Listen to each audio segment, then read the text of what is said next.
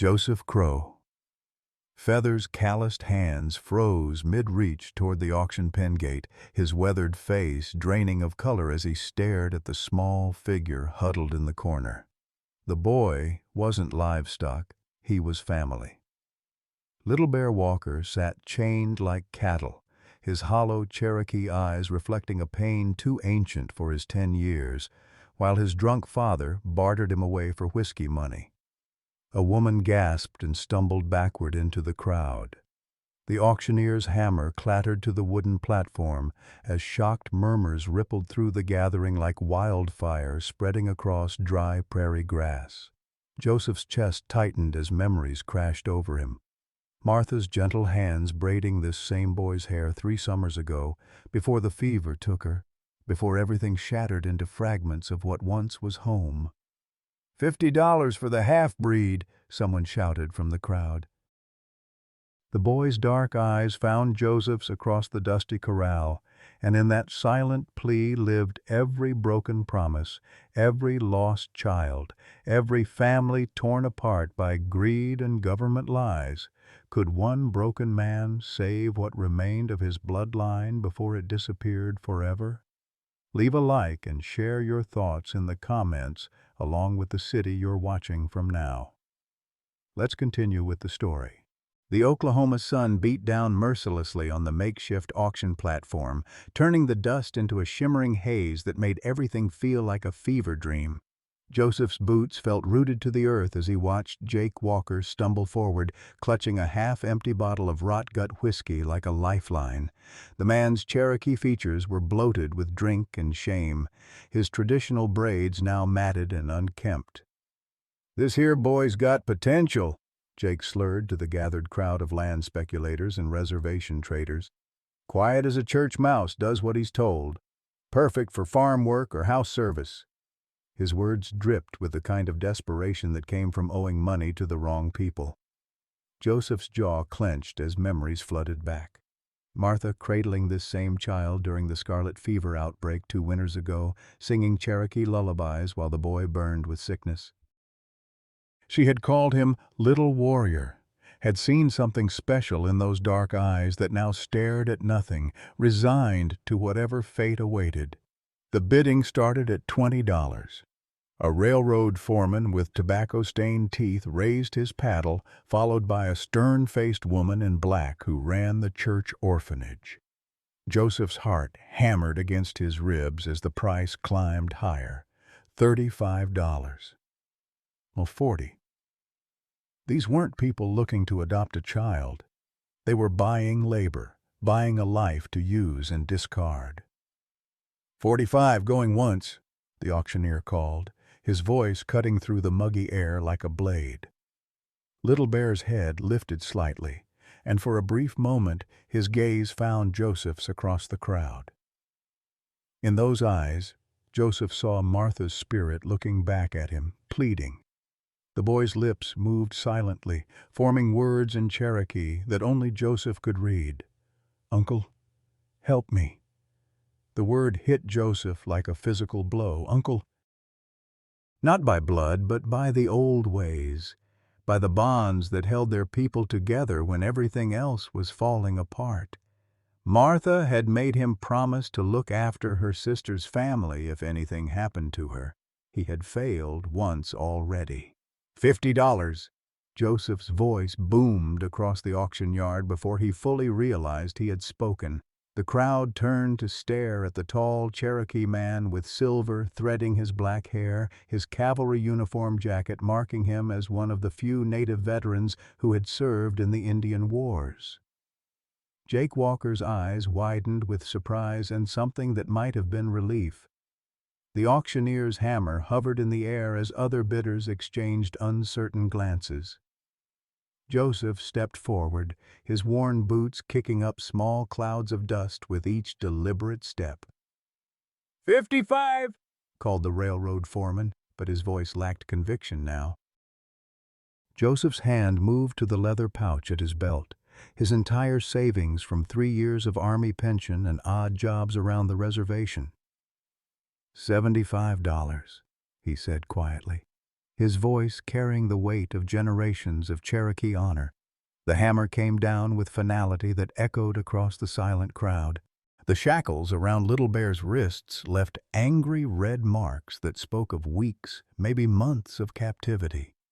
Joseph's fingers trembled as he worked the rusted key the auctioneer had reluctantly provided, each click of the metal mechanism echoing like gunshots in the suddenly quiet yard.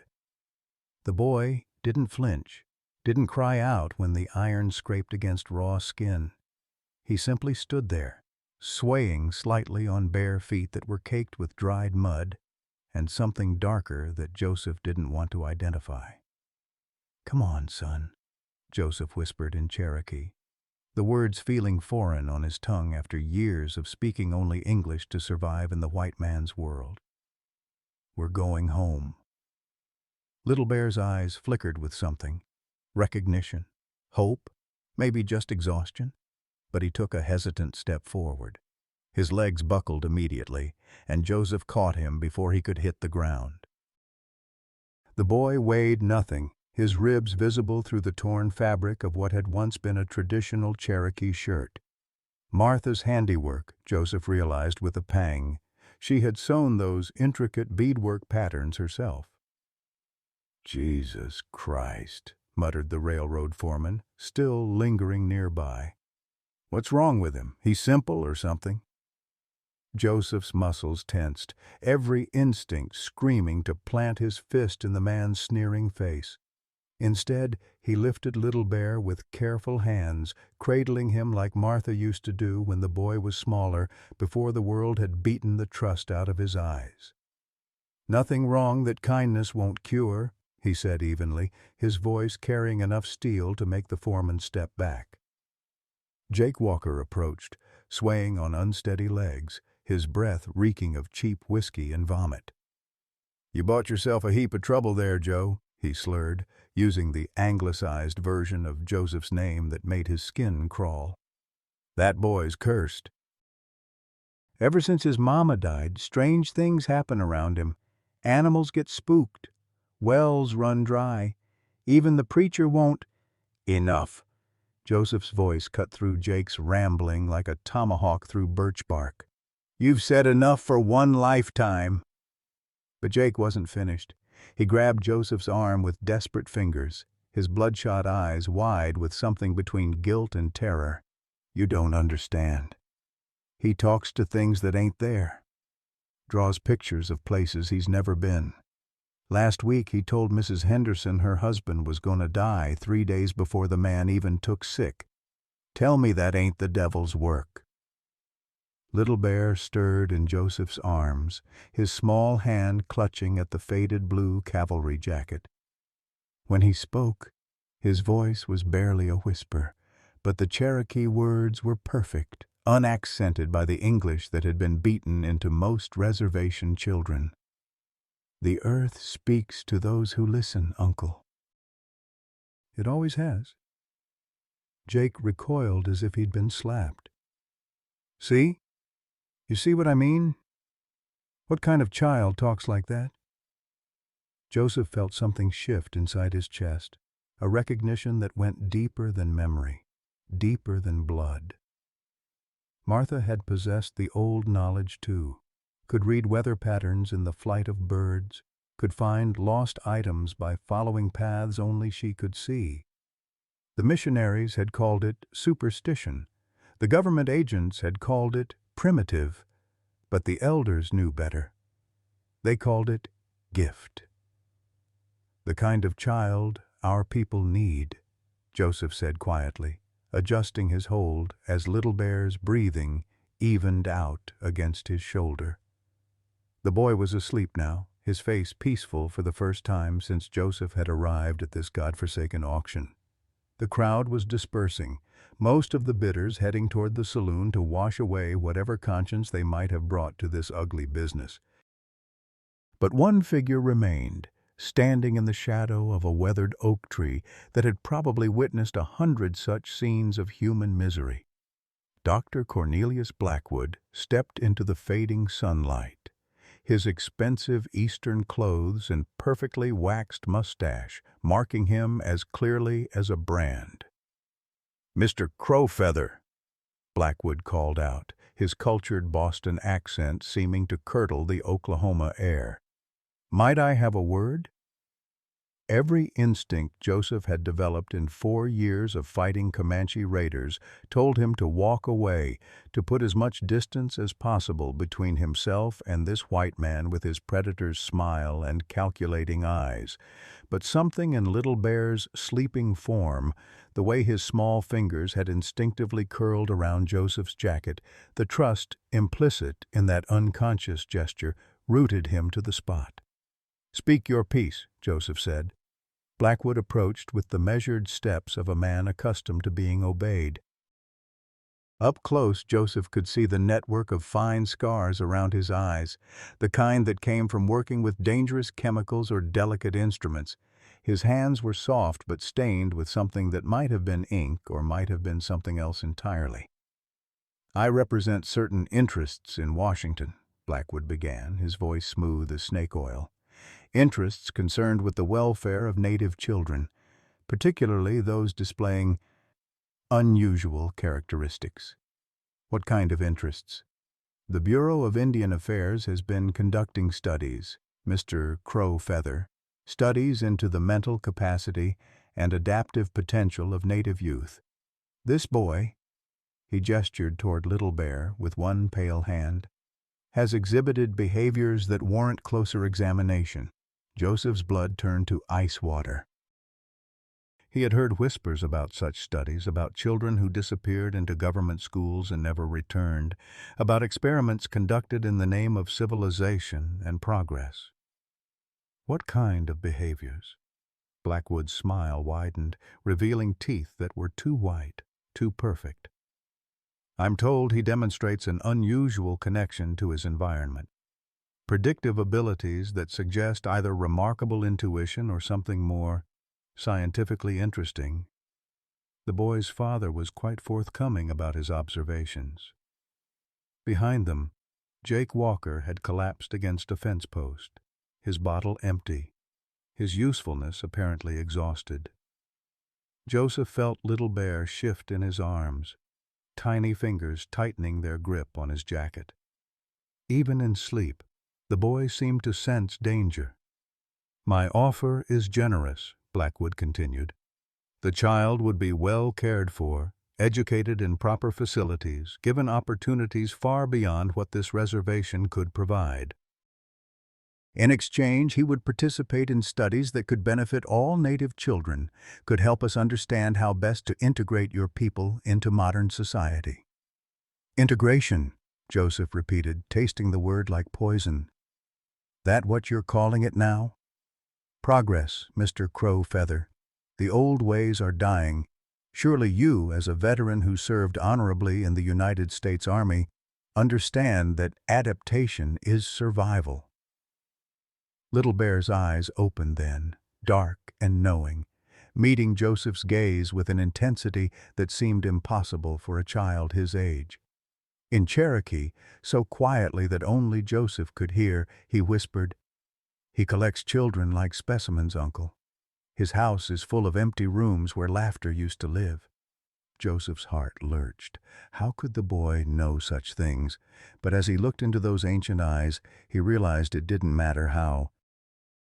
What mattered was the tremor of terror that ran through Little Bear's small body, the way he pressed his face against Joseph's neck as if trying to disappear. "The boy stays with me," Joseph said, his voice carrying the finality of mountain stone. "He's family." Blackwood's pleasant mask slipped for just a moment, revealing something cold and hungry underneath. "I'm afraid that won't be possible. You see, I've already filed the necessary paperwork with the territorial court. Given the child's unique circumstances and the obvious neglect he's suffered, a judge will almost certainly award custody to the Bureau, for the boy's own good, of course." The words hit Joseph like a physical blow. Legal guardianship, government custody, territorial courts, weapons he had no defense against. battles he couldn't win with courage or strength or righteousness. This was the white man's war, fought with papers and stamps and signatures, and Joseph was walking into it armed with nothing but love and desperation. "When?" he asked. "The hearing is scheduled for Friday morning, 3 days from now." Blackwood adjusted his watch chain with casual precision. "I trust you'll do what's best for the child." As the doctor walked away, his boots clicking against the dusty ground with mechanical precision, Joseph felt Little Bear's hand slip into his. The boy was fully awake now, watching Blackwood's retreating figure with eyes that held too much knowledge for comfort. "Will you fight for me, Uncle?" he asked in Cherokee. Joseph looked down at this child who might or might not be gifted with impossible sight, who had already survived more than most adults ever would, who trusted him completely despite having every reason to trust no one. "With everything I have," he promised. But even as he made the vow, Joseph wondered if everything he had would be enough. The cabin Joseph called home sat nestled against a grove of cottonwoods, their leaves whispering secrets in the evening breeze that carried the scent of sage and distant rain. It wasn't much. 2 rooms, a stone chimney, and a porch that sagged on one side. But it was honest shelter, built with his own hands from timber he'd cut and stone he'd hauled from the creek bed.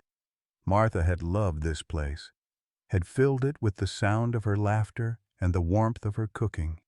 Now it felt hollow, like an echo of better times. Little Bear stood in the doorway, his bare feet barely crossing the threshold, as if stepping inside might trap him forever. His dark eyes swept the interior, taking in the simple furnishings, the cold fireplace, the layer of dust that had settled over everything like a shroud. Joseph watched the boy's face, searching for some sign of recognition, some spark of the child Martha had sung to sleep in this very room. "You remember this place?" Joseph asked in Cherokee, his voice gentle as he lit the oil lamp on the kitchen table. Little Bear nodded slowly, his gaze settling on a wooden bowl that sat forgotten on a shelf. "Aunt Martha made soup in that bowl, wild onion and rabbit. She said it would make me strong like the warriors." His voice carried the weight of a much older soul, each word carefully measured. The memory hit Joseph like a fist to the chest. Martha standing at the stove, humming an old Cherokee song while she stirred the pot, her long black hair braided with ribbons Little Bear had picked from the meadow. The boy had been maybe 7 then, his eyes bright with curiosity instead of the haunted wariness they held now. "She did," Joseph said, his throat tight. "She said you were going to grow up to be something special." "Special." Little Bear repeated the word like it tasted bitter. "That's what the white doctor calls me, too. Special." He moved deeper into the cabin, his fingers trailing along the rough-hewn walls. "But his special means different, means dangerous." Joseph busied himself building a fire, more to keep his hands occupied than for warmth. The evening air still held the day's heat, but he needed the comfort of flame, the ancient ritual of coaxing life from tinder and spark. "What did you mean earlier, when you talked about the earth speaking?" Little Bear settled cross-legged on the floor near the growing fire, his posture reminiscent of the old storytellers who had passed down Cherokee wisdom for generations. "Grandmother Singing Crow taught me, before the soldiers took her to the mission school. She said our people have always listened to the land, learned its moods and warnings." He paused, his small hands moving in patterns that seemed to echo the dance of flames. "The earth remembers everything, Uncle. Every footstep, every tear, every drop of blood. It tells stories to those who know how to hear." Joseph settled across from him, remembering his own grandmother's teachings, lessons he'd tried to forget during his years in the army. "And you can hear these stories?" "Sometimes." Little Bear's voice dropped to barely above a whisper. "I know when storms are coming before the sky changes. I can feel where water runs deep beneath the ground. And sometimes—" He hesitated, his eyes reflecting the firelight like dark mirrors. Sometimes I see the shadows of things that happened before. Bad things, sad things. A chill ran down Joseph's spine despite the warmth of the fire. What kind of things? Little Bear was quiet for so long that Joseph wondered if he'd spoken at all. Outside, a whippoorwill called from the cottonwoods, its voice lonely in the gathering darkness. Finally, the boy spoke. I see the soldiers coming to take the children. I see the trains heading east with cars full of crying voices. I see the places where our people died, and their spirits still walk, looking for home. Joseph's breath caught. The boy was describing events that had happened before his birth, scenes from the forced removals and boarding school campaigns that had scattered Cherokee families like leaves in a storm. Unless someone had told him these stories in detail, and Joseph knew Jake Walker had been too drunk most of the time to pass on such history, there was no way Little Bear could know these things. "That's why the doctor wants you," Joseph said, understanding beginning to dawn like unwelcome sunrise. "He thinks you're some kind of oracle." Little Bear nodded. "He showed me pictures, drawings of other children who could do what I do. He said they help him understand the old ways, help the government know how to fix us." His small hand touched the earth beside him, fingers splaying against the packed dirt floor. "But Uncle, the earth tells me something different. It tells me those children never came back from his big white house. Their voices just stopped." The fire crackled and popped, sending shadows dancing across the cabin walls. Joseph felt something cold settle in his gut, a dread that had nothing to do with Cherokee mysticism and everything to do with the simple, terrible logic of men who saw other humans as specimens to be studied. He'd seen enough of such men during the war, officers who spoke of civilizing the savages while planning campaigns that would wipe whole villages from existence. "We won't let that happen," he said, the words feeling inadequate even as he spoke them. "I won't let that happen." Little Bear studied his face with those unnervingly adult eyes. "How will you stop him, Uncle? He has papers that say he owns me. He has judges who believe his words over ours. He has soldiers who will come if he calls them."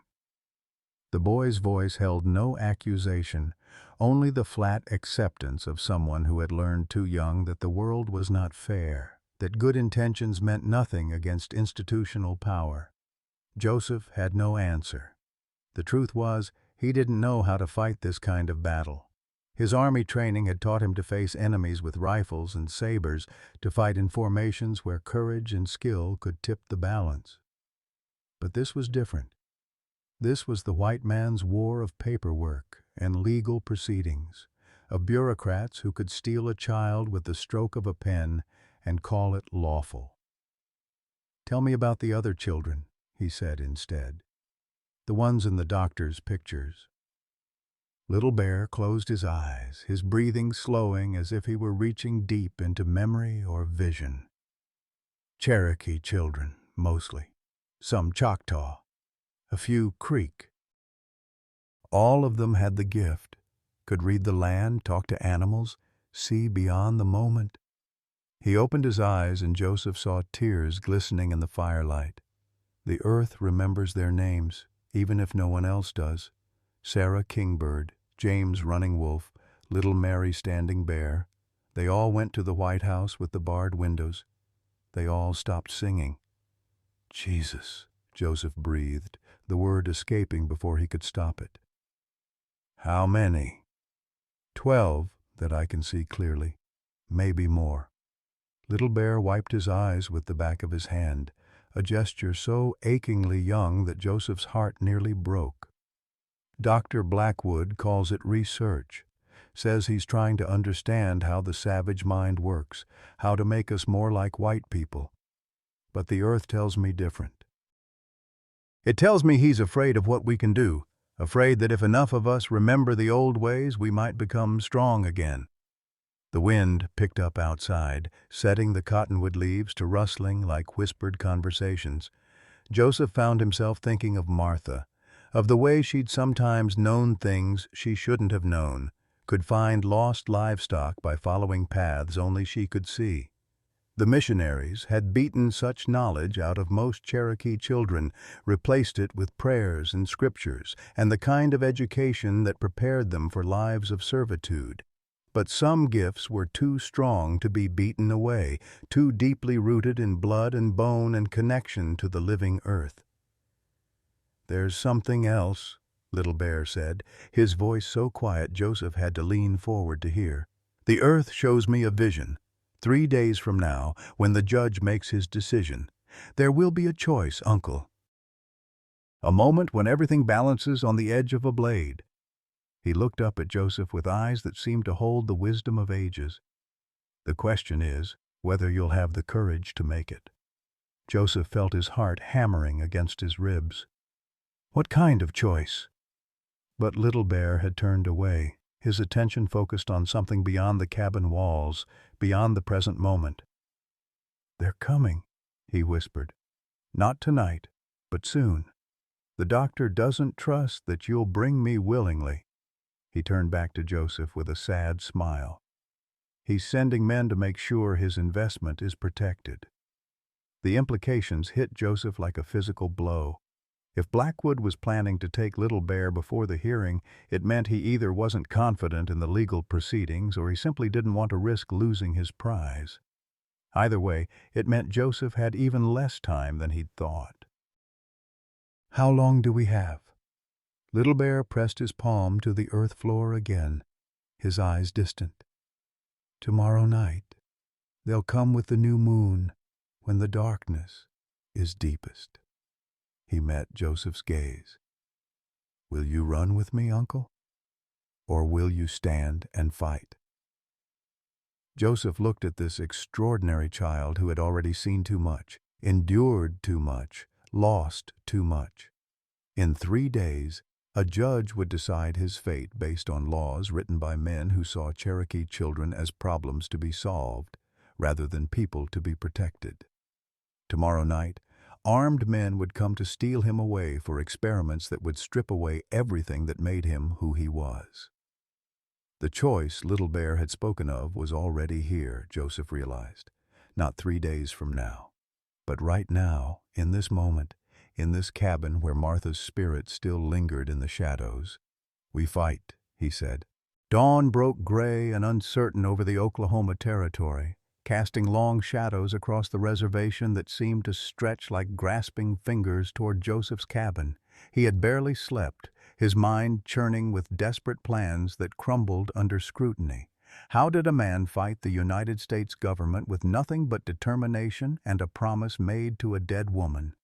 Little Bear sat at the kitchen table, sketching in the dirt-stained notebook Joseph had found among Martha's belongings. His small fingers moved with surprising precision, creating images that made Joseph's blood run cold. A large white house with barred windows, men in dark suits carrying leather cases, and children, always children, with hollow eyes and empty faces, standing in rows like captured birds. "Is this what you see?" Joseph asked, settling beside the boy with 2 cups of weak coffee. "These visions?" Little Bear nodded without looking up from his drawing. "The earth remembers everything, Uncle. Every child who walked into that place, everyone who never walked out." He added careful details to the sketch, a sign above the doorway that read, "Institute for Cultural Advancement." Below it, in smaller letters, "Dr. C. Blackwood, Director." Joseph's stomach clenched. Cultural advancement. Christ Almighty. "The white men have pretty words for ugly things," Little Bear said, his voice carrying wisdom far beyond his years. "They call it advancement when they steal our children. They call it education when they beat the Cherokee out of us. They call it civilization when they put us in cages." The sound of approaching horses cut through the morning air like a blade. Joseph's head snapped up, his hand instinctively moving to the old Colt revolver hanging from a peg by the door. Through the window, he could see 3 riders cresting the hill that led to his property. Even at this distance, their purposeful advance spoke of official business. "They're early," Little Bear said calmly, as if discussing the weather. He closed the notebook and tucked it inside his shirt. The doctor must be more worried than he pretended. Joseph recognized the lead rider, Marshal Tom Hendricks, a decent enough man who'd served under him during the campaign against the Comanche. Behind him rode 2 deputies, their badges glinting in the pale sunlight. This wasn't Blackwood's private thugs come to kidnap a child in the darkness. This was the law itself, backed by the full authority of the territorial government. "Joseph Crowfeather," Marshal Hendricks called out as he reined in his horse 20 yards from the cabin. "We need to talk." Joseph stepped onto the porch, his hands visible but ready. Behind him, Little Bear moved to the window, his small face pressed against the glass like a trapped animal watching predators circle. "Morning, Tom." "Little early for a social call, isn't it?" Hendricks dismounted, his weathered face grim with the expression of a man doing distasteful but necessary work. He'd aged since Joseph had last seen him, gray threading through his brown hair, lines carved deep around his eyes. "Wish this was social, Joe. I truly do." He pulled a folded paper from his vest pocket. "Judge Morrison signed an emergency custody order last night. The boy needs to come with us." "Emergency?" Joseph's voice carried the edge of barely controlled fury. "What kind of emergency?" "Dr. Blackwood filed an affidavit stating the child poses a potential danger to himself and others. Says he's been exhibiting behaviors consistent with—" Hendricks squinted at the paper, clearly struggling with the terminology, "with primitive psychological disorders that could manifest in violence if left untreated." He looked up apologetically. "I don't pretend to understand all that fancy talk, Joe." But the judge seemed convinced. Joseph felt the world tilt beneath his feet. Blackwood had outmaneuvered him completely, turned Little Bear's gifts into symptoms of madness, his connection to Cherokee traditions into evidence of mental instability. It was brilliant and evil and completely legal. "Tom, you've known me for 15 years. Have I ever lied to you?" The marshal's face softened slightly. "No, Joe, you haven't. That boy in there isn't dangerous. He's scared and alone and grieving for his mother." Joseph took a careful step forward, his hands still visible, still peaceful.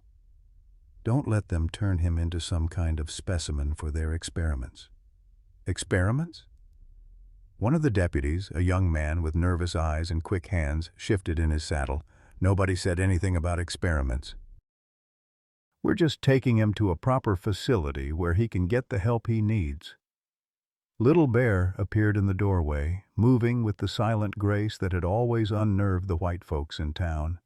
His dark eyes swept over the 3 lawmen with an expression that seemed to see straight through to their souls. "You have good hearts," he said in perfect English, his voice carrying an odd formality. "But you serve men who don't."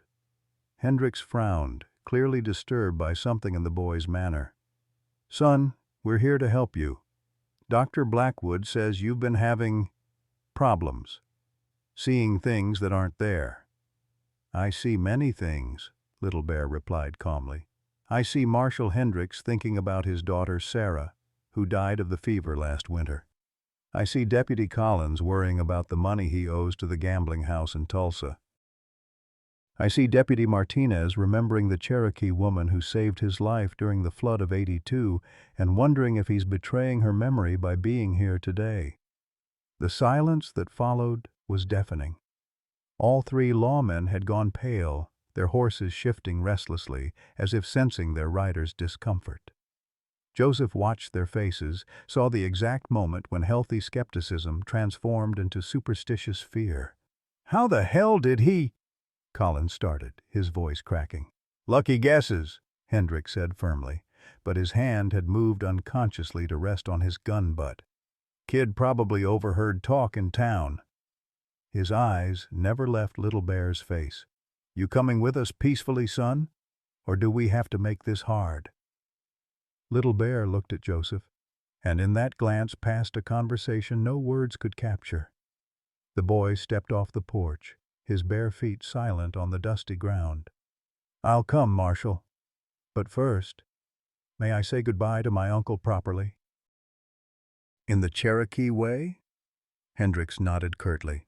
"Make it quick." Little Bear approached Joseph, reaching up to place his small hands on either side of the older man's face. To the watching lawmen, it must have looked like a simple farewell gesture. But Joseph felt the boy's fingers tracing ancient patterns against his skin, felt warmth flow from those small palms like sunlight through water. "The vision is changing, Uncle," Little Bear whispered in Cherokee, his words too quiet for the others to hear. "New paths are opening. The choice comes sooner than I thought." His dark eyes held Joseph's gaze with hypnotic intensity. "When the moment comes, trust the earth. Trust the old ways. Trust what your heart knows to be true." Before Joseph could respond, Little Bear had stepped away, walking toward the waiting horses with his head held high. Hendricks boosted him up onto his own mount, settling the boy in front of him like a package to be delivered. "Joe," the marshal said, his voice holding genuine regret, "I know this ain't easy, but sometimes the law's all we got to keep things civilized. You understand that, don't you?" Joseph watched Little Bear's small form disappearing down the hill, flanked by armed men who thought they were doing their duty. The boy didn't look back, but Joseph could feel his presence like a physical weight, could sense the strange calm that seemed to surround him, even in the midst of catastrophe. "Yeah, Tom," Joseph said quietly. "I understand." But as the riders vanished over the ridge, Joseph was already moving back into the cabin, already reaching for the weapons he'd hoped never to use again. The old cavalry saber Martha had begged him to put away. The Winchester rifle that had seen action in a dozen engagements. The leather pouch containing items he'd thought buried forever. War paint, eagle feathers, the sacred stones his grandmother had passed down through generations of Cherokee warriors. The law might have taken Little Bear, but the law was about to discover that some fights couldn't be won with papers and judges and pretty words about civilization. Some fights required a man to remember who he really was, beneath all the compromises and accommodations and attempts to fit into a world that had never wanted him. Joseph Crow. Feather began to paint his face with patterns his great-grandfather had worn into battle against Spanish conquistadors, against Mexican soldiers, against anyone who threatened the people he loved. The boy had said new paths were opening. It was time to walk the war trail once more. The Blackwood Institute for Cultural Advancement sat like a festering wound against the Oklahoma landscape, its white-painted walls gleaming with deceptive purity in the afternoon sun. Little Bear pressed his face to the barred window of what Dr. Blackwood called his observation room, watching the endless expanse of prairie grass that stretched toward the horizon. Somewhere out there, Uncle Joseph was preparing for war. The earth had whispered as much during the long, sleepless night. "Fascinating specimen, isn't he?" Dr. Blackwood's voice carried the clinical detachment of a man discussing livestock. He stood in the doorway with Marshal Hendricks, both men studying Little Bear as if he were an exotic animal in a cage. "Notice how he positions himself to maintain visual contact with the natural environment. Primitive peoples often exhibit an obsessive need for geographical orientation." Hendricks shifted uncomfortably, his weathered hands working the brim of his hat. "Doc, I gotta ask, what exactly are you planning to do with the boy? The custody order mentioned evaluation and treatment, but this place—" His voice trailed off as he took in the sterile white walls, the heavy locks on every door, the complete absence of anything resembling a school or hospital. Marshall, you must understand that we're dealing with psychological conditions that have never been properly studied. This child exhibits behaviors consistent with what our colleagues back east are calling primitive cognitive syndrome, an inability to distinguish between reality and the superstitious beliefs of his race. Blackwood's pale eyes gleamed with the fervor of a true believer.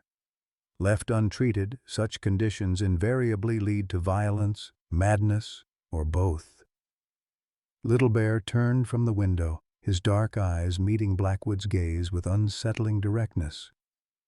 "Dr. Blackwood lost his own son to scarlet fever 3 years ago," he said in that eerily mature voice. "He built this place because he believes if he can understand how savage children think, he can cure the wildness in all children, make them safe, controllable." The color drained from Blackwood's face. Hendricks took an instinctive step backward, his hand moving to his gun. How could he possibly know? "Lucky guess," Blackwood said quickly, but his voice had lost its confident tone. "The boy has obviously been coached to say disturbing things. It's a common manipulation tactic among his people." But Little Bear wasn't finished. "Your son's name was Timothy. He died on a Tuesday morning in October, calling for his mother. You weren't there because you were in Boston, presenting a paper about the intellectual inferiority of non-white races. The telegram reached you 3 hours after he took his last breath." Blackwood's hand shot out, striking Little Bear across the face with a crack that echoed through the sterile room. The boy staggered but didn't cry out, didn't even touch his reddening cheek. He simply stood there, watching Blackwood with those knowing eyes that seemed to see straight through to the man's rotting soul. "That's enough." Hendricks grabbed Blackwood's wrist before he could strike again. "I don't care what kind of doctor you claim to be. You don't hit children in my presence." "The subject is exhibiting aggressive psychological manipulation," Blackwood snarled, jerking free of the marshal's grip. "Such behaviors must be corrected immediately before they become entrenched." He straightened his jacket, struggling to regain his composure.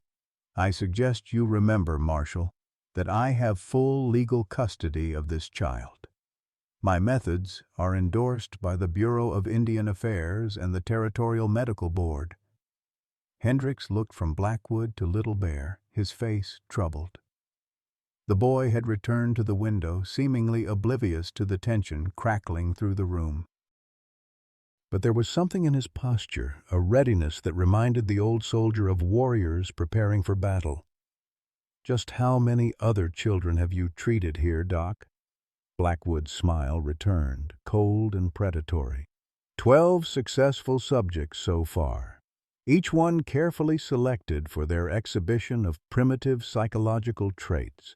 Each one ultimately cured of their savage delusions and prepared for productive integration into civilized society. Where are they now? Placed with Christian families throughout the eastern states.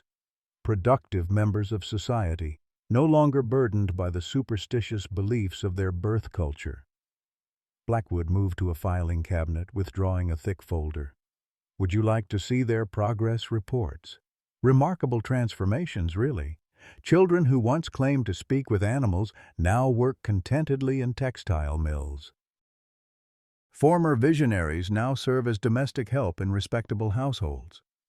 Little Bear's reflection in the window glass showed tears streaming down his cheeks, but his voice remained steady when he spoke.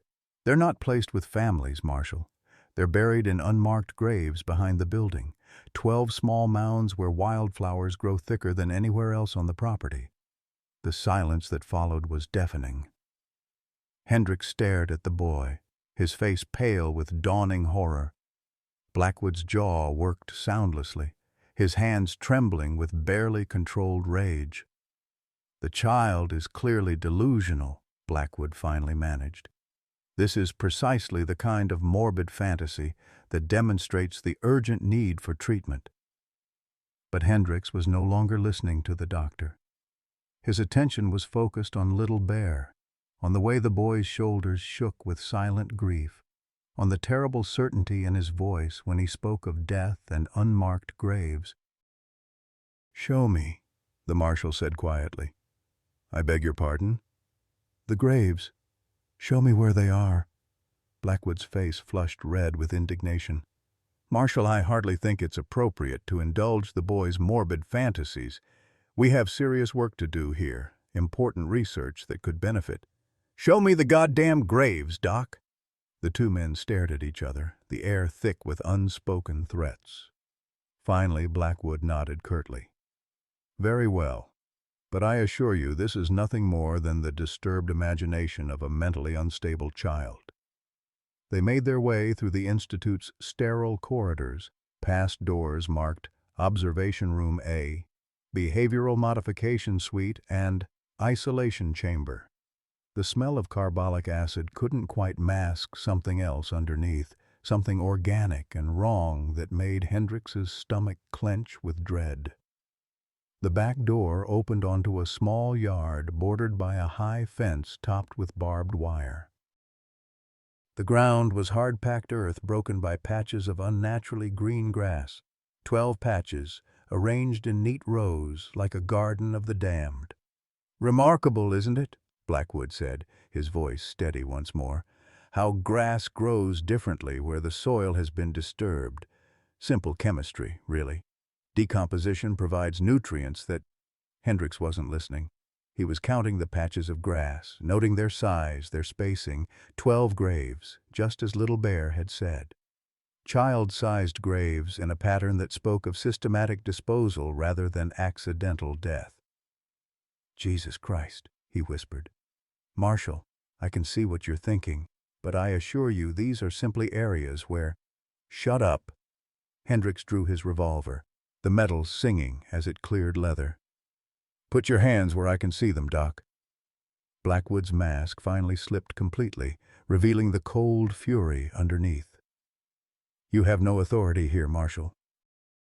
This facility operates under direct federal oversight. Any interference with our vital research will be reported to Washington immediately." "Then you go ahead and report this." Hendrix cocked the hammer of his Colt, the sound unnaturally loud in the afternoon stillness.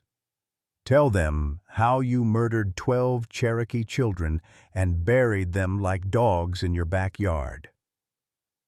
From inside the building came the sound of shattering glass. Both men spun toward the Institute as Little Bear appeared around the corner, moving with surprising speed for a child. Behind him, smoke was beginning to curl from one of the barred windows. "What the hell?" Hendrix started. "The boys started a fire!" Blackwood shrieked, his composure finally cracking completely. "The research! Years of work! He's destroying everything!"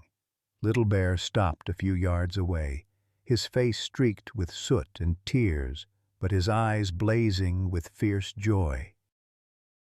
"Uncle Joseph taught me that some things are too evil to be allowed to exist," he said. "The earth agrees. It's hungry for justice." As if summoned by his words, the sound of galloping horses reached them from the front of the building. Joseph Crow Feather appeared around the corner mounted on his old cavalry horse, war paint streaking his face in patterns that belonged to another century. Behind him rode a dozen Cherokee warriors, their faces grim with purpose, their weapons gleaming in the afternoon sun. "Looks like the boy's uncle came calling," Hendrix said, never taking his eyes off Blackwood. "And he brought friends." The Institute was burning now, flames licking hungrily at the white-painted walls that had hidden so much darkness. Smoke poured from broken windows as years of carefully documented atrocities went up in cleansing fire.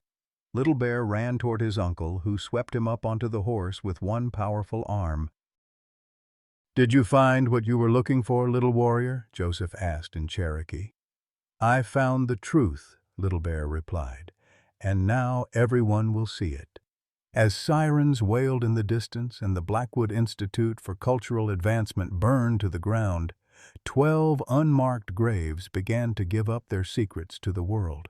The territorial courthouse in Muskogee buzzed with tension 3 days later, its oak-paneled chambers packed with reporters from as far away as Kansas City and Denver. Word of the Blackwood Institute's destruction had spread like wildfire across Indian territory, carrying with it whispers of murdered children and government cover-ups that made even hardened frontier journalists sit up and take notice.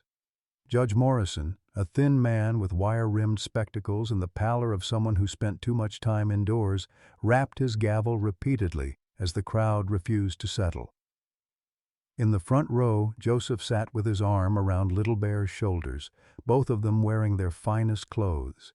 Joseph in his old army dress uniform with its carefully polished buttons, Little Bear in a white cotton shirt and dark trousers that made him look even younger than his 10 years. "This hearing will come to order," Morrison declared, his voice cutting through the murmur of conversation. "We are here to determine the custody of the minor child Thomas Bear Walker, currently in the temporary guardianship of Joseph Crow Feather." Dr. Blackwood sat at the prosecutor's table, his face a mask of professional composure, despite the bandages covering the burns on his hands. Beside him, a sharp-faced lawyer from the Bureau of Indian Affairs shuffled through papers with mechanical precision. The man's presence spoke volumes.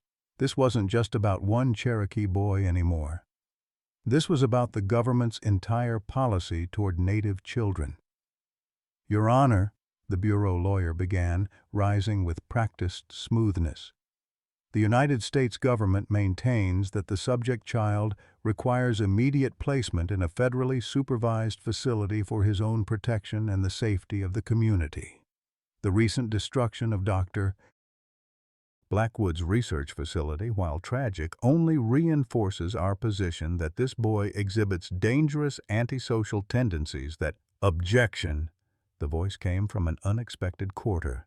Martha Singing Crow, Little Bear's elderly grandmother, who had somehow made the journey from the Cherokee Nation despite her advanced age.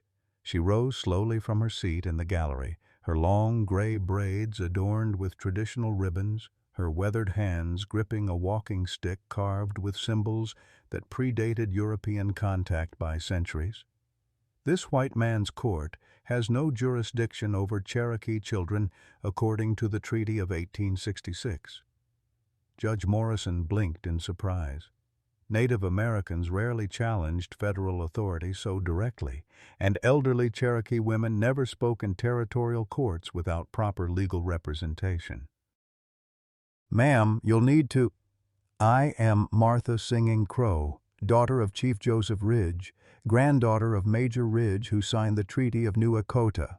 Her voice carried the authority of someone who had survived the Trail of Tears, who had buried more children than any woman should have to bury, who had watched her people's way of life systematically destroyed by well-meaning white men and their civilizing missions. "I claim blood, right to speak for this child." The courtroom fell silent. Even the reporters stopped scribbling, sensing they were witnessing something historic. Martha Singing Crow was invoking rights that most Americans didn't even know existed, calling upon treaties and traditions that predated the very courthouse they sat in. "Furthermore," she continued, her ancient eyes fixing on Dr. Blackwood with laser intensity, "I accuse this man of murdering 12 Cherokee children. I accuse the United States government of knowing about these murders and allowing them to continue. And I call upon the spirits of our ancestors to witness what is said in this place today." Dr. Blackwood shot to his feet, his composure finally cracking. "Your Honor, this is clearly an attempt to derail legitimate legal proceedings with primitive superstition. The old woman is obviously telling the truth." Marshal Hendricks entered the courtroom with heavy steps, his badge glinting in the afternoon light streaming through the tall windows. Behind him came 2 deputies carrying a pine coffin that was far too small to hold an adult. "We found this yesterday, Doc, buried behind your institute. There's 11 more just like it." The courtroom erupted. Reporters surged forward, shouting questions. Spectators rose from their seats, craning their necks to see the tiny coffin. Judge Morrison pounded his gavel repeatedly, but the noise only grew louder as the full implications of Hendricks's words sank in. "Order! Order!" Morrison's face had gone pale as parchment. Marshal Hendricks, what exactly are you alleging? I'm alleging murder, Your Honor. 12 counts of first-degree murder of Cherokee children. Hendricks's voice cut through the chaos like a blade. We've identified 3 of the victims so far. Sarah Kingbird, age 9, James Running Wolf, age 11, Little Mary Standing Bear, age 8. All of them supposedly placed with Christian families, according to Dr. Blackwood's reports. All of them actually buried in unmarked graves. Little Bear stood up in his chair, his small voice somehow carrying to every corner of the packed courtroom. I can tell you all their names, he said. The earth remembers. It holds their stories like seeds, waiting for someone to listen. Dr. Blackwood's lawyer was on his feet, frantically shuffling papers. Your Honor, my client categorically denies these baseless accusations. Furthermore, any evidence obtained from the destroyed facility is clearly tainted by— Shut up! Judge Morrison's quiet words silenced the man more effectively than a shout. The judge removed his spectacles, cleaning them with shaking hands as he stared at the small coffin. Marshal, you're certain about this? 12 children? Yes, sir. The territorial medical examiner is conducting full autopsies, but preliminary findings suggest systematic poisoning. Arsenic, administered over extended periods to simulate natural illness. Hendricks placed a thick folder on the judge's bench. We also recovered Dr. Blackwood's personal journals from a fireproof safe in his office. Makes for interesting reading, if you can stomach it. Morrison opened the folder, his face growing grayer with each page. The courtroom waited in breathless silence as he read, the only sounds the scratching of reporters' pencils and the distant rumble of thunder from an approaching storm. Dear God, Morrison whispered finally. He documented everything. Every injection, every symptom, every— He looked up at Blackwood with undisguised revulsion. You wrote about these children like they were laboratory animals. They were subjects in a vital scientific study, Blackwood exploded, his mask of sanity finally slipping completely. Do you have any idea what we could have learned? The insights into primitive psychology, the implications for racial classification, the potential for— The potential for what, Doc? Joseph's voice was soft, but it carried the weight of absolute judgment. The potential to murder more children in the name of science? Little Bear moved to stand beside his uncle, his small hand finding Joseph's larger one. The earth showed me their faces in dreams, he said, his young voice carrying an authority that silenced even the most hardened reporters. They want their names remembered. They want their stories told. They want the world to know that they were loved, that they mattered, that their deaths meant something. Martha Singing Crow began to sing then, her ancient voice rising in a Cherokee death chant that had been old when Columbus first set foot in the Americas. Other Cherokee voices joined her from the gallery, men and women who had traveled from across Indian territory to witness this moment, to bear witness to the truth that was finally being dragged into the light. Judge Morrison sat in stunned silence as the death chant filled his courtroom, as the weight of systematic genocide settled on his shoulders like a burial shroud. When the singing ended, the silence that followed felt pregnant with possibility, with the potential for justice or just another cover-up that would bury the truth deeper than those 12 small graves. Dr. Cornelius Blackwood, Morrison said finally, his voice heavy with judgment. You are under arrest for 12 counts of murder in the first degree. Marshal Hendricks, take him into custody. As handcuffs clicked around Blackwood's wrists, he turned toward Little Bear with eyes full of malevolent fury. You think this ends anything, you little savage? There are others like me. Others who understand what needs to be done to civilize your kind. This is just the beginning. Little Bear met his gaze without flinching. No, Dr. Blackwood. This is the end. The earth has spoken, and everyone heard. Thunder rolled across the Oklahoma sky, as if the heavens themselves were applauding, and for the first time in years, Joseph Crowfeather allowed himself to believe that justice might actually be possible in a white man's court. The boy was going home. 2 years had passed since the Blackwood trial, and the cabin that had once echoed with Martha's laughter now rang with a different kind of joy. The sound of Little Bear's voice reading aloud from McGuffey's Reader, stumbling occasionally over difficult words, but pushing forward with the determination of someone who understood that education was both weapon and shield in a hostile world. Joseph sat whittling on the front porch, shavings curling away from the piece of oak he was shaping into a toy horse.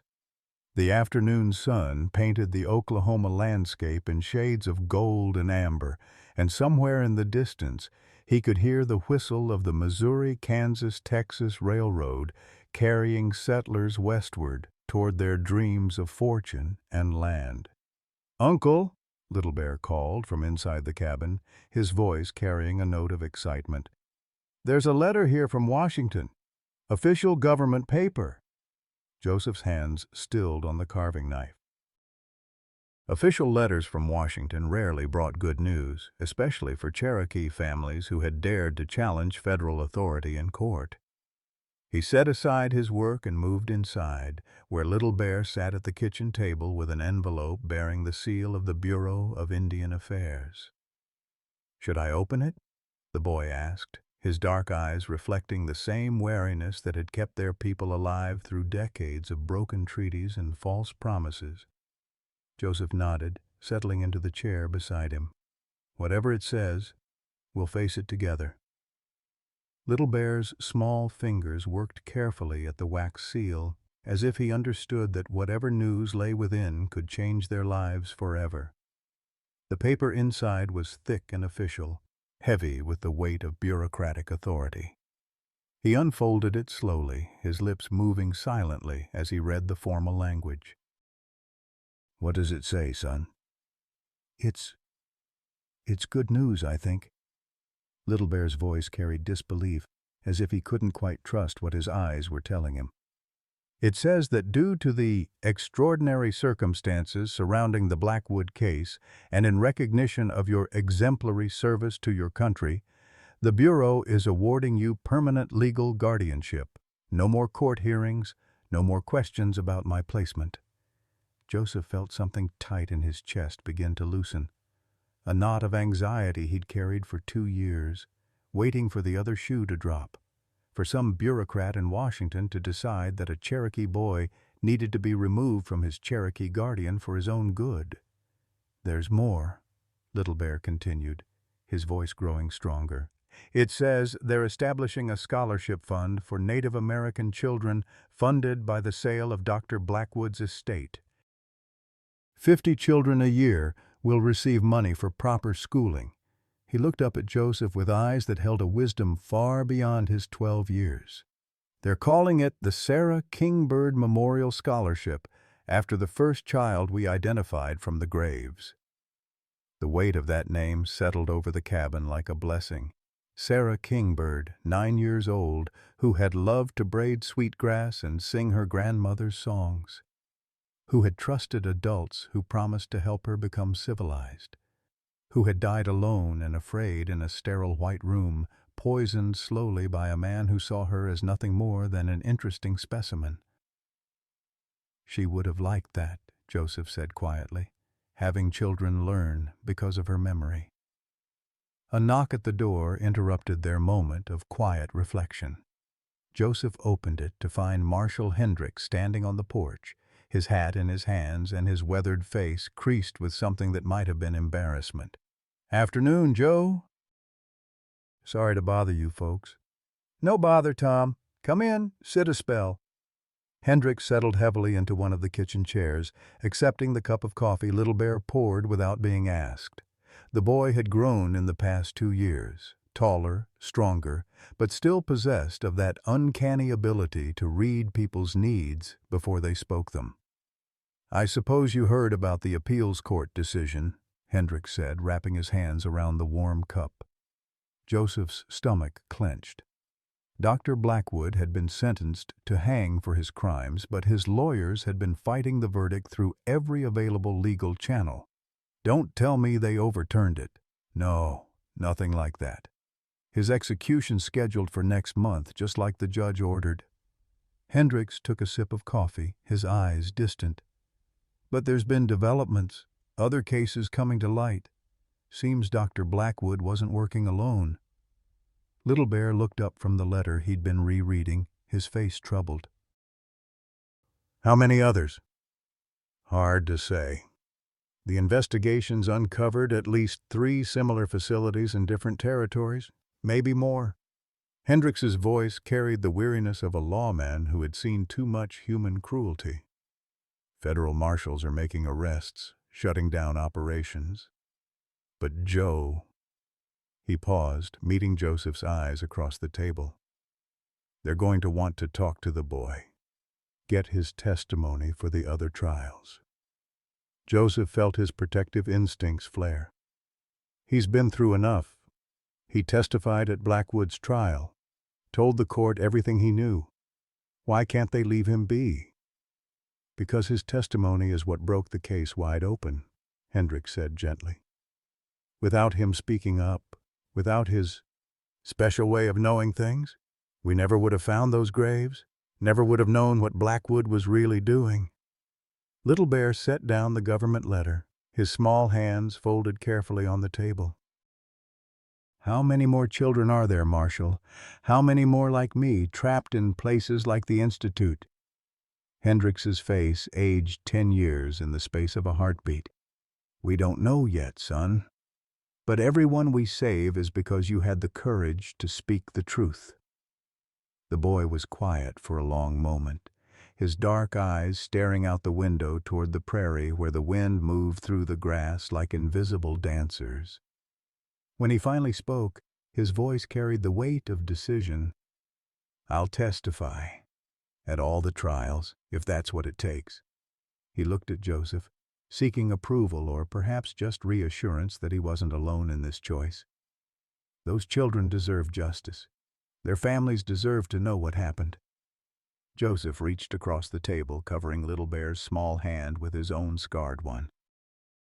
In that touch passed everything he couldn't put into words, pride in the boy's courage, fear for what such testimony might cost him, and a love deeper than blood or law or any bond recognized by the white man's courts. Then we'll face it together, he said, just like everything else. Hendricks finished his coffee and rose to leave, pausing at the door to look back at the unlikely family that had brought down a government conspiracy through nothing more than love and stubborn courage.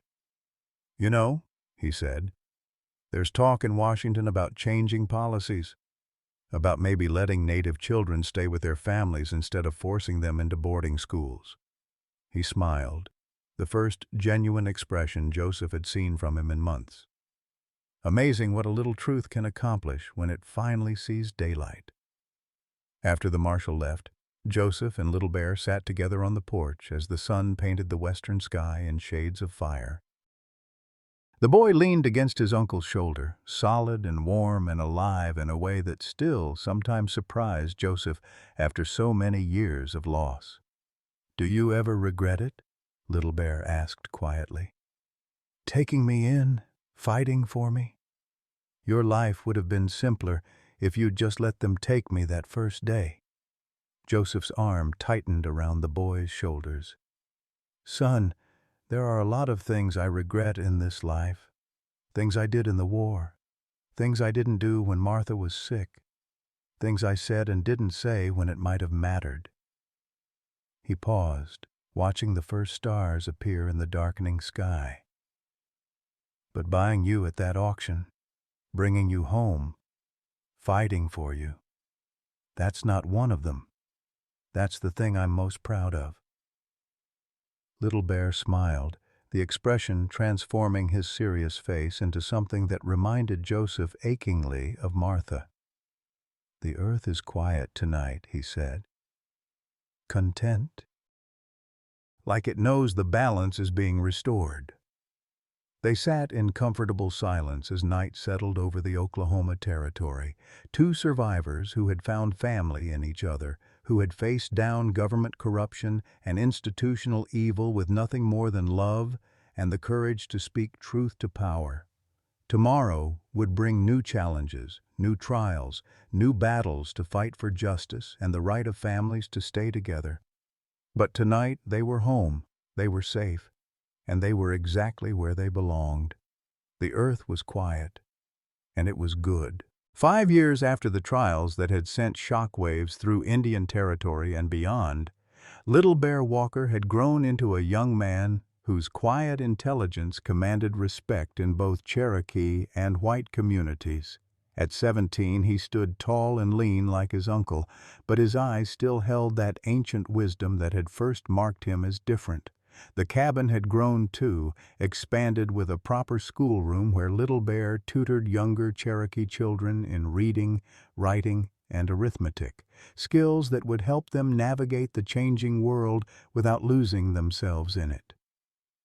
Joseph watched from the kitchen window as his nephew worked with 3 children from the nearby settlement, their heads bent over slates as he explained the mysteries of long division. The boy who had once been sold like livestock now commanded attention through gentle authority rather than supernatural insight. The visions that had plagued his childhood had faded as he'd grown older, or perhaps he'd simply learned to interpret them as intuition rather than otherworldly knowledge. "Uncle Joe!"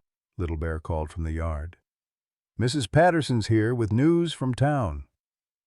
Elizabeth Patterson climbed down from her buckboard with the careful movements of a woman in her 70s, her gray hair pinned beneath a practical bonnet. She had been one of the few white settlers to support Joseph during the custody battle, and over the years had become something like family to both of them.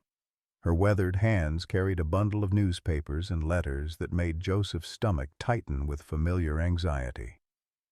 "Afternoon, Beth. What brings you out our way?" "News from Washington that I thought you'd want to hear firsthand." She settled into the rocking chair on the porch, accepting the glass of cool water Little Bear brought without being asked. "The Sarah Kingbird Memorial Scholarship Program is being expanded. They're doubling the funding, and they want Little Bear to serve on the selection committee." Joseph felt pride swell in his chest. The scholarship program had already sent 43 Cherokee children to proper schools, giving them opportunities that would have been unimaginable just a decade ago. That his nephew might help guide its future seemed like a fitting tribute to the children who had died to make it possible. "There's more," Mrs. Patterson continued, unfolding one of the newspapers. "The President himself has signed legislation requiring federal oversight of all Indian schools and institutions. No more private facilities like Blackwood's. No more unsupervised programs." She smiled, the expression transforming her stern features. "They're calling it the Little Bear Protection Act, though I suspect they'll change that to something more official before it's all said and done." Little Bear had gone very still, his attention focused on something beyond the immediate conversation. Joseph recognized the expression. It was the same look the boy had worn years ago when he'd sensed danger or important change approaching. But now, instead of fear, his face showed something like wonder. "What is it, son?" "Riders coming. 3 of them, from the direction of Muskogee." Little Bear shaded his eyes against the afternoon sun. "One of them's wearing a federal marshal's badge, but the others—" He paused, his voice taking on that peculiar note of certainty that Joseph had learned never to question. "The others are Cherokee. Important Cherokee, by the way they sit their horses." Sure enough, within minutes, 3 riders crested the hill that led to their property. Marshal Hendricks was immediately recognizable, despite the gray that had claimed most of his hair in recent years. Beside him rode 2 men in traditional Cherokee dress, formal regalia that marked them as tribal officials of considerable rank. "Joseph Crow Feather," called the elder of the 2 Cherokee men as they approached. "I am Samuel Ridge, grandson of Major Ridge, nephew to John Ridge." The names carried weight. The Ridge family had been among the Cherokee elite who had signed the controversial Treaty of New Echota decades ago. "We come with words from the Cherokee National Council." Joseph's mouth went dry. Official visits from the tribal government were rare and usually meant trouble. He stepped forward, Little Bear at his side, both of them unconsciously adopting the formal posture their ancestors had used when meeting with chiefs and headmen. "You are welcome in our home," Joseph replied in Cherokee, falling back on the courtesies Martha had taught him. "Will you share our food and rest from your journey?" Samuel Ridge dismounted, his movements betraying the stiffness of age and hard living. His companion, a younger man with intelligent eyes and calloused hands, followed suit. Marshal Hendricks remained in his saddle, suggesting this was primarily Cherokee business with federal oversight. "We cannot stay long," Ridge said, switching to English for Mrs. Patterson's benefit. "But we bring news that will change your lives if you choose to accept it." He reached into his saddlebags, withdrawing a leather portfolio bound with traditional Cherokee ribbons. "The National Council has voted to establish a new school for Cherokee children. Not a government boarding school designed to strip away our culture, but our own institution where children can learn both the white man's knowledge and the ways of our people." Little Bear stepped forward, his young face grave with understanding. "You want me to teach there?" "More than teach," the younger Cherokee said, speaking for the first time. "My name is Robert Ross, great-nephew of Chief John Ross. The council wants you to serve as headmaster, to build something that has never existed, a school that makes Cherokee children stronger in both worlds instead of lost between them." The offer hung in the air like morning mist, beautiful and transformative but fragile enough to disappear at the first harsh word. Joseph felt his heart hammering against his ribs as he realized what this meant. Recognition. Legitimacy. The chance for his nephew to use his gifts in service of their people rather than hiding them from a hostile world. "The position comes with considerable responsibility," Samuel Ridge continued. "You would oversee 40 students initially, with plans to expand to twice that number within 5 years. The school would be built on Cherokee land, governed by Cherokee law, but meeting territorial educational standards." He paused, his weathered face serious. "It would not be easy work. There are those, both Cherokee and white, who believe such an institution is impossible, that our children must choose between being Indian and being educated." Little Bear was quiet for a long moment, his dark eyes distant, as they had been in childhood, when he processed information that came from sources beyond ordinary perception. But when he finally spoke, his voice carried the quiet confidence of a man who had found his purpose. "I accept," he said simply, "but I have conditions." Robert Ross raised an eyebrow. "Conditions?" "The school must accept children from other tribes as well. Creek, Choctaw, Seminole, any native child who wants to learn, and we must have a scholarship program for those who cannot pay." Little Bear's voice grew stronger as he spoke. "Education should not be a privilege for the wealthy, whether Cherokee or white." Samuel Ridge exchanged glances with his companion, then smiled, the first genuine warmth Joseph had seen from him. "The council anticipated such a request. The Sarah Kingbird Memorial Scholarship will provide funding for exactly that purpose." He extended his hand to Little Bear. "Do we have an agreement, Headmaster Walker?" As the two men shook hands, sealing a bargain that would echo through generations, Joseph felt Martha's presence as surely as if she stood beside him on the porch. The boy she had called Little Warrior had grown into a man who would fight for their people's future with books instead of bullets, with wisdom instead of warfare. "There's one more thing," Marshal Hendricks said, finally dismounting and approaching the group. "The federal government is prepared to offer Mr. Crow Feather a position as well. Bureau of Indian Affairs Field Inspector, responsible for ensuring compliance with the new educational oversight laws."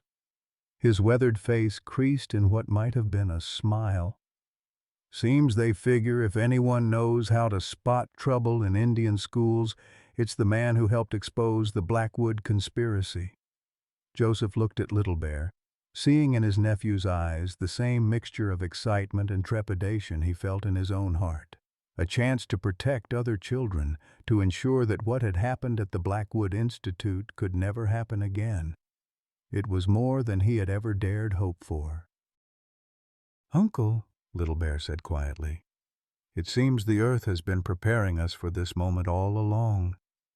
As the sun set over the Oklahoma Territory, painting the sky in shades of promise and possibility, a Cherokee man and his nephew began planning a future where Native children could learn without losing themselves, where ancient wisdom and modern knowledge could coexist, where families stayed together instead of being torn apart by well-meaning strangers who thought they knew better. The long journey from that dusty auction yard was finally complete.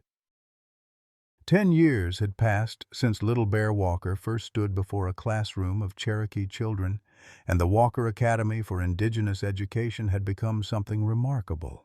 A place where Native American children from across the territory came to learn not just reading and arithmetic, but the stories of their grandmothers, the traditional skills their great-grandfathers had perfected, and the confidence to walk proudly in both worlds. Joseph, now 55, with silver threading through his black hair, sat in the back of the academy's main classroom watching his nephew address a gathering of parents, tribal leaders, and government officials. The occasion was significant. The Walker Academy was being recognized by the territorial legislature as a model for indigenous education, and Little Bear had been invited to speak about the school's philosophy and methods. "Education," Little Bear said, his voice carrying easily to every corner of the packed room, "should not be about erasing who you are to become someone else. It should be about becoming more fully yourself while gaining the tools to succeed in any world you choose to enter." In the front row, Martha Singing Crow nodded approvingly. At 85, she had become the Academy's unofficial historian, teaching traditional Cherokee crafts and stories to children who might otherwise have lost those connections forever. Her weathered hands still worked with surprising skill, weaving baskets and shaping pottery while sharing the oral traditions that had kept their people's memory alive through centuries of persecution. "When we founded this school," Little Bear continued, "we had 40 students and 3 teachers. Today we educate 160 children from 17 different tribes. They learn mathematics and science alongside traditional medicine. They study American literature and Cherokee poetry.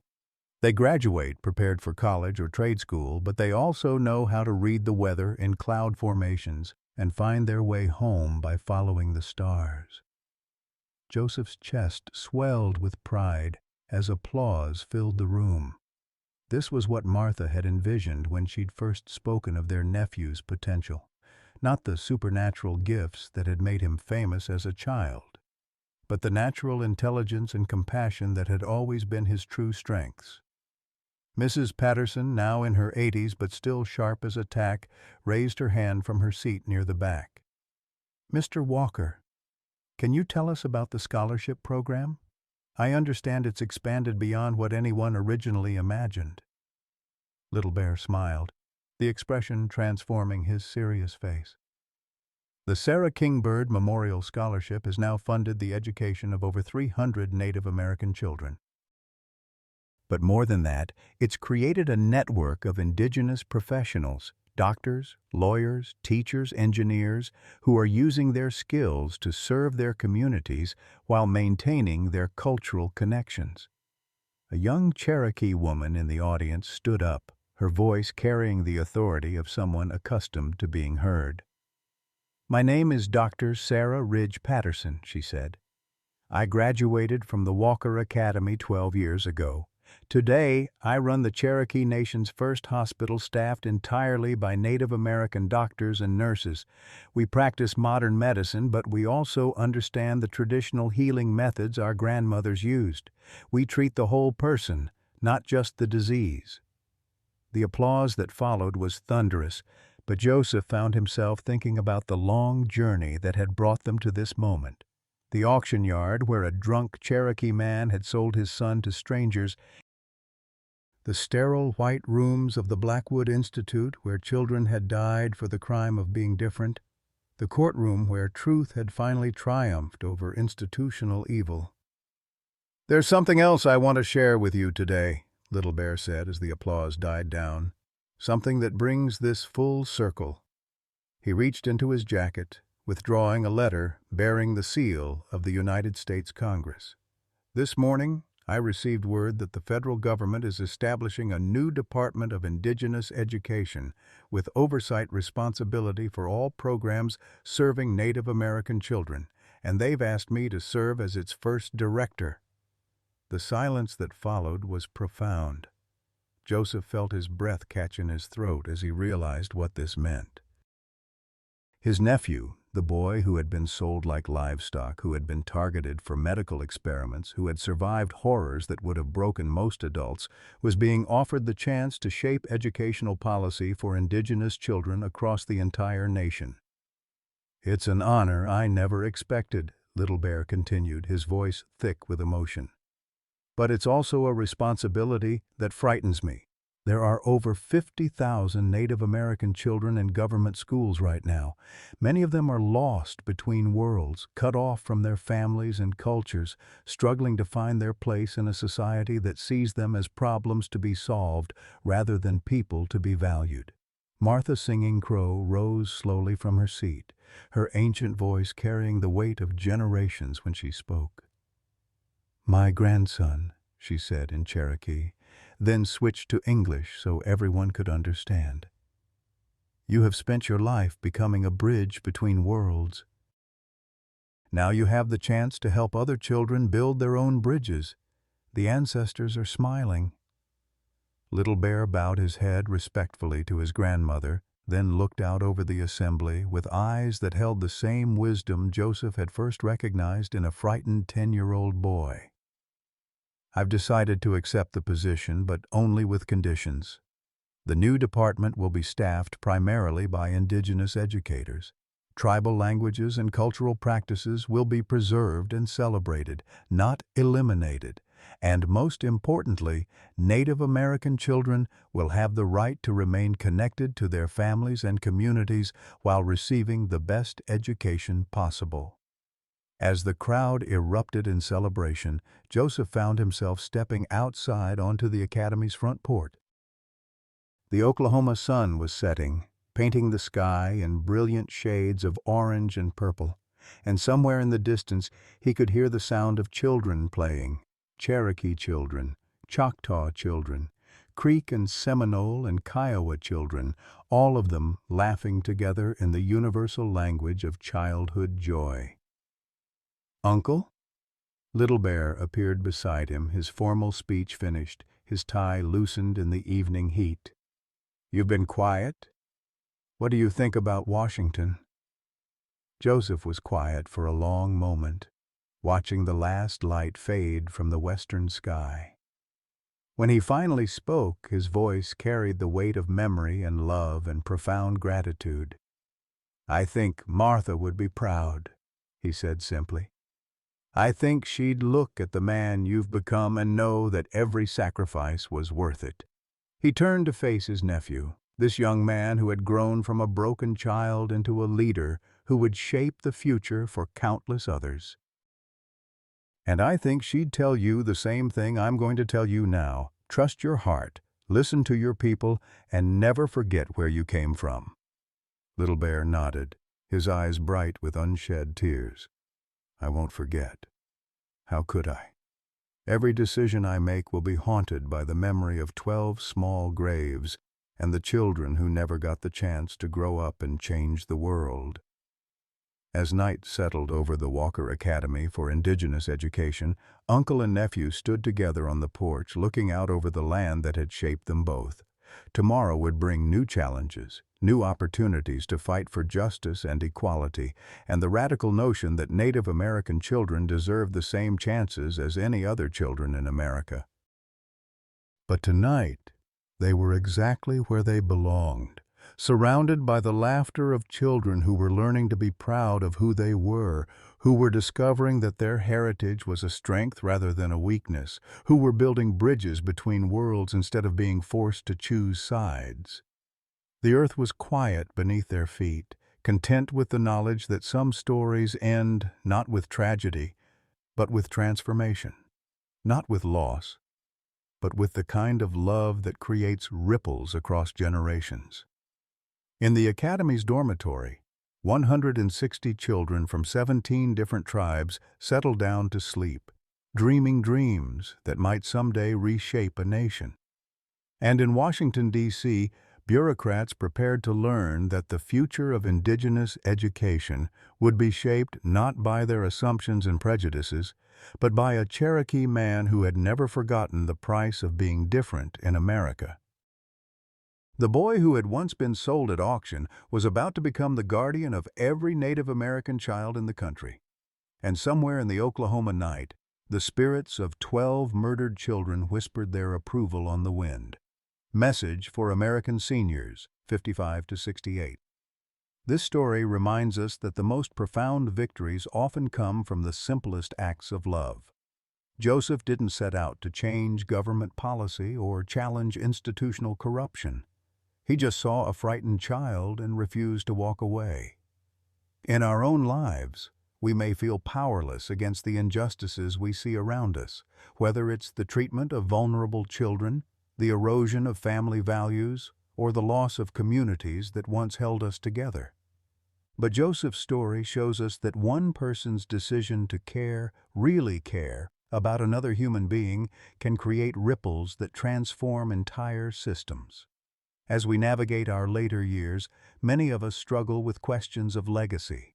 Did our lives matter? Will the world be better because we were here?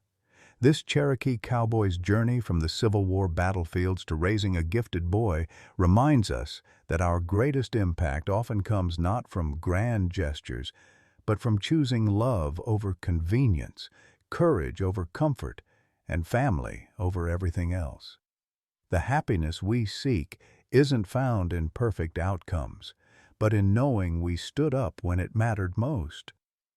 What moment in your own life do you wish you had shown more courage to protect someone vulnerable? Have you ever experienced the profound joy that comes from choosing to love someone unconditionally, even when it cost you something precious? Please share your thoughts in the comments below. Your story matters and might be exactly what another person needs to hear today.